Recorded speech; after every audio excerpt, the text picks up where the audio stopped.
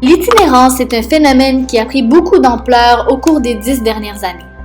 Il est estimé que le nombre de sans-abri au Canada en 2005 s'élevait autour de 150 000 personnes. De ce nombre, 30 000 seraient situés dans la ville de Montréal. Ce sont des personnes qui sont marginalisées et donc beaucoup visées par les forces policières. Les 10 infractions les plus reprochées aux itinérants représentent près de 78% de l'ensemble des infractions, soit 10 265 infractions sur 13 176 constats d'infraction émis en vertu des réglementations municipales.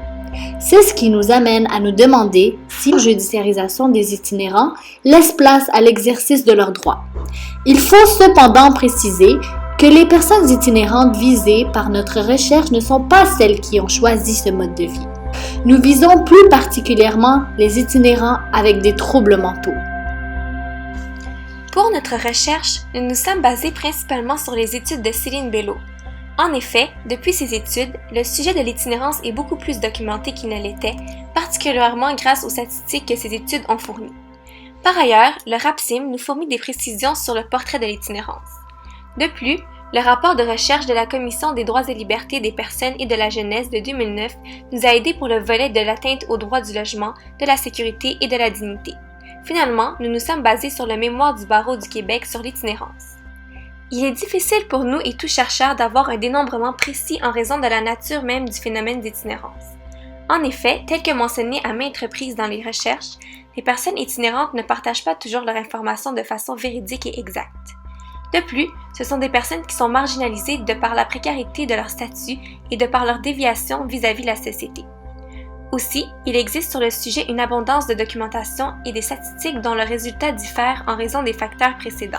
Notre recherche porte principalement sur les infractions au règlement municipal de la Ville de Montréal.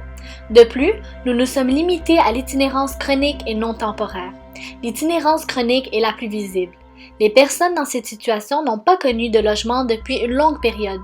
De plus, nous nous intéressons sur les itinérants victimes de répression accrue de la part des forces policières. Ces personnes se caractérisent par un nombre important de constats, soit plus de 10 constats d'infraction par année. Les résultats de notre recherche nous ont permis de conclure que l'itinérance est devenue, au cours de ces 10 dernières années, non pas uniquement un mode de vie, mais davantage un crime. La situation d'itinérance est perçue, dénoncée, contrôlée comme une situation de menace pour l'ordre public. C'est bien d'ailleurs pourquoi nous nous questionnions à savoir si l'itinérance était davantage brimée par sa dérangeosité que par sa dangerosité. Il est généralement reconnu que les itinérants font partie des personnes les plus démunies et les plus vulnérables de notre société. Ce classement a notamment pour effet d'imposer à chacun des membres de ce groupe l'image préjudiciable et stéréotypée que la société se fait des personnes itinérantes, soit celle de l'itinérant nuisible, agressif et dangereux. En ce sens, la judiciarisation des personnes itinérantes pour troubles à l'ordre public renforce alors ces préjugés. Les itinérants représentent une population vulnérable et diversifiée qui peine à faire valoir leurs droits, notamment à cause de la désorganisation des itinérants, soit la perte de toute carte d'identité affectant leur accès aux biens et services, dont notamment l'accès aux institutions hospitalières et financières. Aussi, il y a le fait que l'accès aux services juridiques est limité dû à la méconnaissance de ces services, à la difficulté de compréhension des termes juridiques et de leur méfiance face au système. Un autre obstacle juridique serait que les itinérants font l'objet, en raison notamment de leurs conditions sociales, de distinction et d'exclusion à certains services publics. Il y a aussi un problème d'accès à l'aide des organismes de solidarité sociale qui exercent à cet égard un pouvoir discrétionnaire. En pratique, les itinérants qui se voient imposer un constat d'infraction aux règlements municipaux ne bénéficient pas de l'aide juridique pour assurer leur défense puisqu'elles ne sont alors passibles que d'une amende. Ce n'est que des années plus tard, lorsqu'elles sont susceptibles d'être emprisonnées pour non-paiement d'amende, qu'elles peuvent bénéficier de l'aide juridique. Il est souvent beaucoup trop tard pour intervenir à ce moment-là. Lorsqu'un itinérant reçoit un constat, généralement il va soit l'ignorer, le jeter ou bien le perdre. Son dossier sera alors réputé prendre la voie du plaidoyer de non-culpabilité. Sans aucun avis, son dossier fait alors l'objet d'un jugement par défaut. Le dossier est ensuite rendu à l'étape d'exécution du jugement. Si tous les éléments constitutifs de l'infraction sont présents, les procureurs mènent le dossier devant la cour où les juges prononcent la culpabilité. Une fois le constat d'infraction émis, il n'existe malheureusement pas vraiment de pouvoir discrétionnaire.